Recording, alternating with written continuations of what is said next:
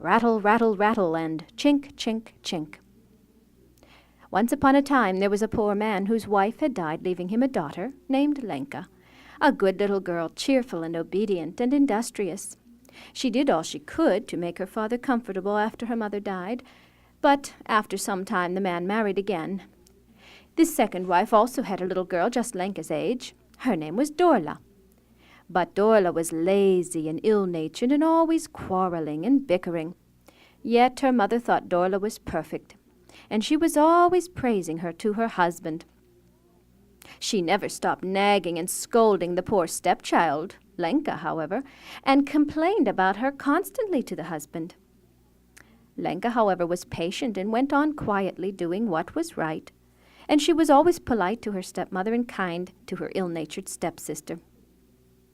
Now she and Dorla used to go to spinning bees together, and there Dorla would play and waste her time and hardly fill one spindle, whereas Lenka worked industriously and usually filled 2 or 3 spools. Yet when the 2 girls got home, the mother always took Dorla's half-filled spindle and showed it to the father, saying, "See what beautiful yarn my Dorla spins." And she would hide Lenka's spools, and she would say, "Your Lenka did nothing but play and waste her time." And before other people she spoke the same way. One night, when the 2 girls were walking home together from a spinning bee, they came to a ditch in the road, and Dorla jumped across and then reached back her hand and said, "Sister dear, let me hold your spindle. You may fall and hurt yourself." Poor little Lenka, suspecting nothing unkind, handed Dorla the full spindle, and Dorla took it and ran home, and then boasted to her mother and stepfather how much she had spun, and said, "Lenka has no yarn at all. She did nothing but play and waste her time." "You see," said the woman to her husband, "this is what I'm always telling you. But you never believe me. That Lenka of yours is lazy. She is good for nothing, and she expects me and my poor daughter to do all the work around this house. Well, I'm not going to stand her any longer. Tomorrow morning, out she goes. She can make her own way in the world. Then perhaps she'll understand what a good home she's had with me." Well, the poor man tried to defend Lenka, but his wife would hear nothing of it. Lenka must go, and that was all there was to it. So early next morning, while it was yet dark, the woman started Lenka off. She gave her a sack that she said was full of meal and smoked meat and bread. But instead of meal, she put in ashes, and instead of smoked meat, she put in straw, and instead of bread, stones. "Here is meal and smoked meat and bread for your journey," she said. "You will be a long time finding anyone who will be as good to you as I have been. Off with you now, and never let me see you again. Let your father put you in service, if he can." Then the poor man put his axe on his shoulder and started off with Lenka. He had no place to take her. He hardly knew what to do. But he led her off into the mountains, where he built her a little 2-room hut. He was ashamed to tell her he was going to leave her alone, and so he said to her, "Stay here, dear child, while I go further into the forest and cut you some firewood."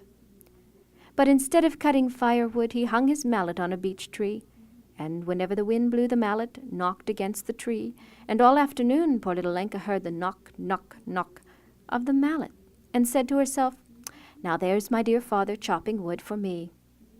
But when evening came, and he did not return, Lenka went out to look for him, and all she could find was the mallet going knock, knock on the tree. Then the poor girl realized what her father had done, and that he had deceived her. But she forgave him, for she knew it was her stepmother's fault.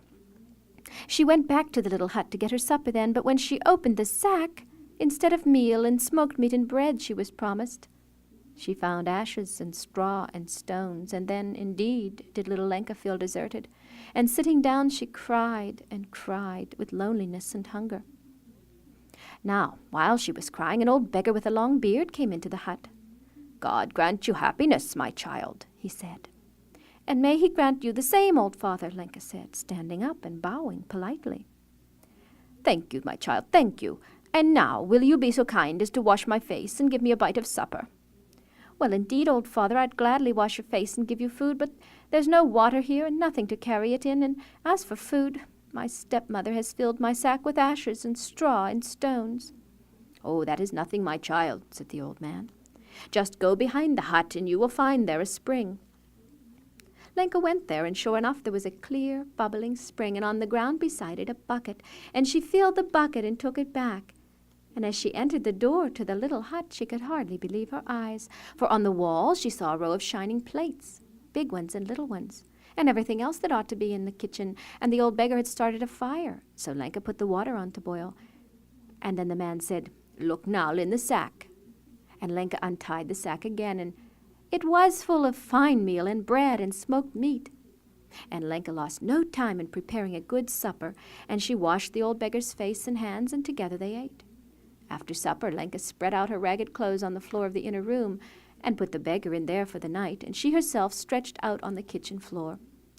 It was a hard bed, but Lenka made no complaint, and soon she fell asleep. At midnight there came a knocking at the door, and a voice called out, "A man am I, 6 inches high, with a long, long beard growing on my chin. Open the door and let me in."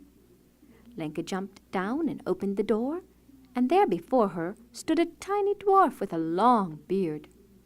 She knew him. He was Longbeard of the mountains. She had heard stories of him before, and in he came dragging a heavy bag of gold and coins. And he said, "I was that old beggar whose face you washed and with whom you shared your supper, and these gold coins are to reward you for your kindness. Go into your bedroom now and lie down comfortably." And then he vanished. And when Lenka went into the bedroom, there, instead of a few rags on the floor, there was a fine feather bed, coverlets, a painted chest full of clothes, and Lenka lay down on the feather bed and fell asleep. Now, on the 3rd day, her father came, supposing by that time she had died of hunger, or perhaps been devoured by wild beasts. At least he thought he would gather her bones. But when he reached the hut, he rubbed his eyes in surprise, for instead of a rough hut that he had made, there was a pretty little cottage. Instead of a handful of bones, there was a happy girl singing, spinning. My daughter, he cried, "how are you?" "Why, very well, dear father. You couldn't have found a better place for me." And she told him how happy she was, how she spun and sang and worked, and then she took a tablecloth and filled it with golden ducats and gave it to him, and he went away happy, thanking God for the good fortune that had come to Lenka. And as he neared home, the old dog that lay at the door said to the stepmother, "Bow wow, mistress, bow wow, here comes the master, and it's chink, chink, the money before, and chink, chink, the money behind." "Ha, not so, old dog," the stepmother cried. "It's rattle, rattle the bones before, and rattle, rattle the bones behind." But when the man came into the cottage, he said, "Wife, give me a basket, let me empty this tablecloth." And she cried, "What? Do you expect me to give you a basket for your daughter's bones?" But he began to chink the golden ducats, and then she got a basket fast enough.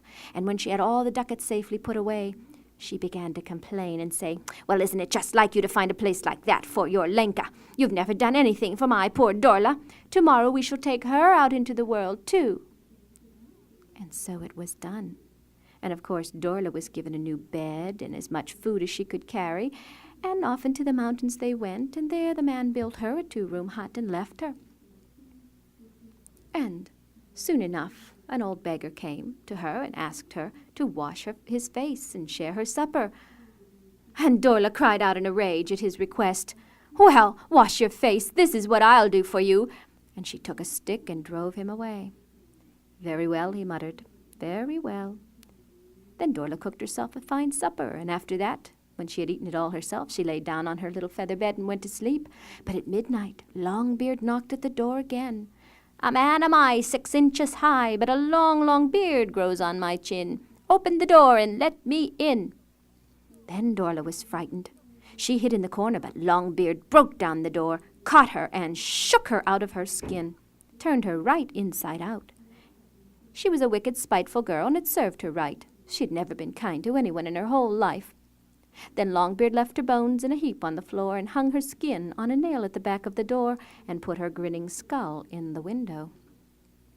Then on the 3rd day Dorla's mother gave her husband a brand new tablecloth and said, "Now go, see how my Dorla's getting on, and here's a tablecloth for all the ducats she'll give you to bring home." And the man took the cloth and went to the mountains, and you know what he found.